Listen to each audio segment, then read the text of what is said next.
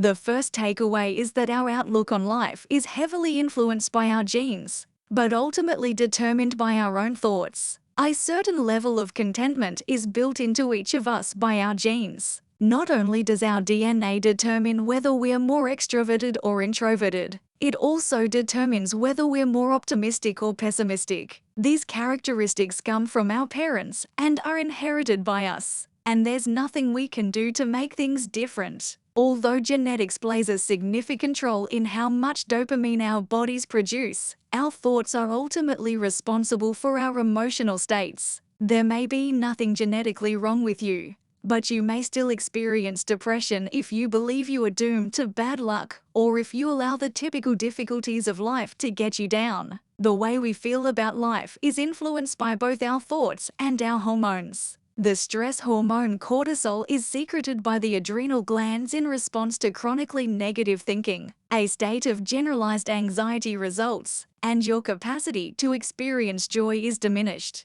The good news is that you can learn to let go of those unhappy memories and replace them with happier ones by studying how your brain works. 2. There are ways to improve your mood that are supported by research. Life events and other people can have a significant impact on how happy you feel. Happiness, according to the studies, is something that arises from within. So the first step is putting in the effort. Happiness increases when we take stock of all that we have to be thankful for, according to the research. However, there is a transitional period between being thankful and being overwhelmed. It's human nature to dwell on one's lacks rather than one's possessions. And it's just as easy to fail to recognize the good fortune one already enjoys, and there are many. Scientists recommend regular, moderate gratitude practices for this reason. The members of the focus group, who recorded their thoughts in a journal once a week, reported the greatest levels of happiness. Why? This is because the others either had to do it too often or not at all. Therefore, overdoing it can become tedious.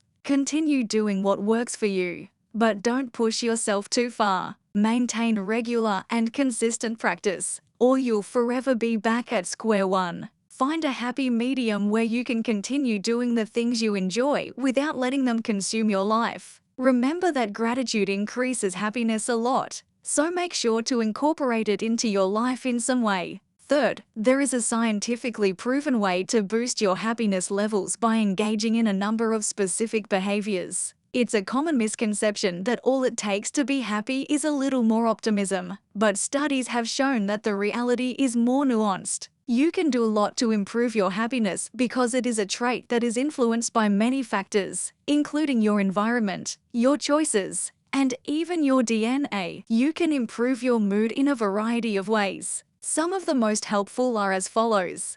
Exercising. Studies have shown that regular exercise can be as effective as antidepressant drugs in relieving depression symptoms. Increasing activity in the left prefrontal cortex, which is linked to positive thoughts, feelings, and emotions, is one of the reported benefits of regular meditation practice. Additionally, it dampens action in the right amygdala, the region of the brain linked to negative emotions and thoughts. The practice of religion or spirituality has been linked to better psychological health. They also report greater happiness than those who don't practice religion. Bettering your social life. Having friends can boost your emotional well-being by increasing your sense of social acceptance and giving you someone to lean on when times are tough. If you're feeling down, give one of these methods a shot and see if it doesn't help.